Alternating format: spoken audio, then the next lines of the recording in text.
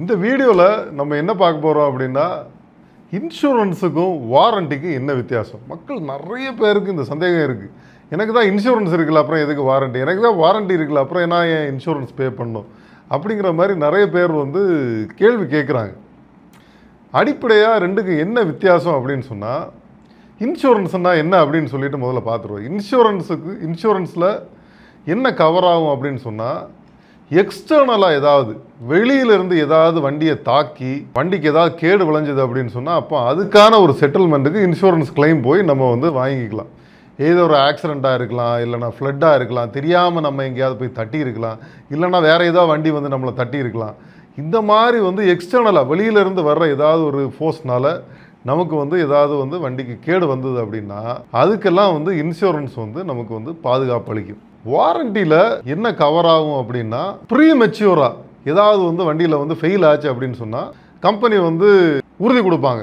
இத்தனை கிலோமீட்டருக்கு முன்னாடி இல்லை இத்தனை வருஷத்துக்கு முன்னாடி வண்டியில் ஏதாவது பிரச்சனை வந்துச்சுன்னா நான் பார்த்துக்கிறேன் அப்படின்னு சொல்லிட்டு கம்பெனி ஒரு உறுதி கொடுப்பாங்க. அதுதான் வாரண்டி. இதுக்கு என்ன நடக்கக்கூடாது அப்படின்னு சொன்னால், வெளியிலேருந்து எதுவும் நம்மளை தாக்கியிருக்கக்கூடாது. இயற்கை சீட்டமோ ஒரு ஆக்சிடெண்ட்டோ இதை மாதிரி வேறு வண்டியை நம்மளை இடிக்கிறதோ நம்ம போய் தட்டுறதோ இந்த மாதிரி எதுவுமே நடந்திருக்கக்கூடாது. அந்த மாதிரி இருக்கிற பட்சத்தில் வண்டி ப்ரீ மெச்சூராக ஏதாவது ஃபெயில் ஆயிடுச்சு, தானாகவே ஃபெயில் ஆயிடுச்சு அப்படின்னு சொன்னால் அதை வாரண்டியில் கவர் பண்ணுவாங்க. அது வாரண்டி கவர்டாக இருக்கிற டைமுக்குள்ளே இருந்ததுன்னா வாரண்டியில் கவர் பண்ணுவாங்க. அதனால் ரெண்டுமே ரெண்டு வித்தியாசமான விஷயங்கள்.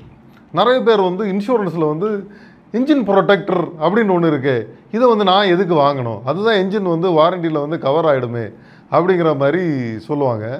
என்ஜின் ப்ரொடெக்டர்னால் என்ன அப்படின்னா, ஒரு வண்டியை மழை காலத்தில் நம்ம எங்கேயாவது தண்ணிக்குள்ளே ஓட்டிகிட்டு போனோன்னு வச்சுக்கோங்களேன், அப்போ ஹைட்ரோஸ்டாட்டிக் லாக் அப்படின்னு சொல்லிட்டு ஆறதுக்கு வாய்ப்பு இருக்குது. அந்த மாதிரி ஆகிற பட்சத்தில் என்ஜினுக்கு ஏதாவது சிவியர் டேமேஜ் ஆச்சு அப்படின்னு சொன்னால் அதை என்ஜின் ப்ரொடெக்டரில் கவர் பண்ணுவாங்க. இது எக்ஸ்டர்னல் ஃபேக்டர்னால் ஆறுது பார்த்துக்கோங்க. இது தண்ணினால் நமக்கு என்ஜினில் ப்ராப்ளம் வந்திருக்கு. அதனால் அது வாரண்டியில் கவர் பண்ண மாட்டாங்க. ஏன்னு சொன்னால் அது தானாக நடந்த விஷயம் இல்லை. அதே மாதிரி டயர் தான் எனக்கு வாரண்டியில் கவர் ஆகுது, ஏதாவது பிரச்சனைனாலும் வாரண்டியில் மாற்றி தருவாங்களே அப்படிங்கிறது நிறைய பேரோட வாதம். இன்சூரன்ஸில் டயரில் என்ன மாதிரி கொடுப்பாங்க அப்படின்னா, ஏதோ பங்க்சர் ஆயிடுச்சு, இல்லைனா ஏதோ ஒரு கல் மேலே அடிபட்டு எனக்கு கிழிஞ்சிருச்சு அப்படிங்கிற பட்சத்தில் இன்சூரன்ஸில் கொடுப்பாங்க. இது எதுவுமே அடிப்படலை, ஆனாலும் டயர் சைடு வால் எனக்கு கிராக் ஆயிடுச்சு அப்படிங்கிறது எங்கே வரும் அப்படின்னு சொன்னால் வாரண்டியில் வரும்.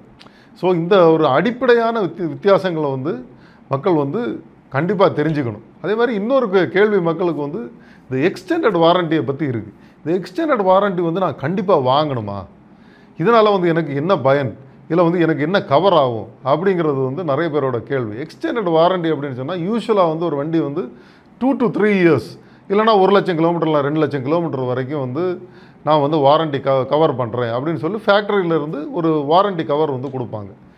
அதுக்கப்புறம் இந்த 3 years தாண்டி 2 years தாண்டி நமக்கு வாரண்டி கவர் வேணும்னு சொன்னால் நம்ம இந்த எக்ஸ்டெண்டட் வாரண்டி ஒரு சர்டன் பீரியட் ஆஃப் டைம் வரைக்கும் கம்பெனி கொடுக்கும்.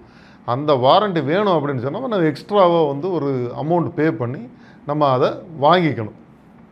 யார் வாங்கிக்கணும் அப்படின்னு சொன்னால், நிறைய யூஸ் பண்ணுறவங்க வாங்கிக்கலாம். இதில் பார்த்திங்க அப்படின்னா ரெகுலராக அந்த ஃபேக்ட்ரி வாரண்டியில் கவர் ஆகிற விஷயம் எல்லாம் கவர் ஆகுது அப்படின்னு சொல்லிட்டு இந்த ஃபைன் லைன்ஸில் போட்டிருப்பாங்க.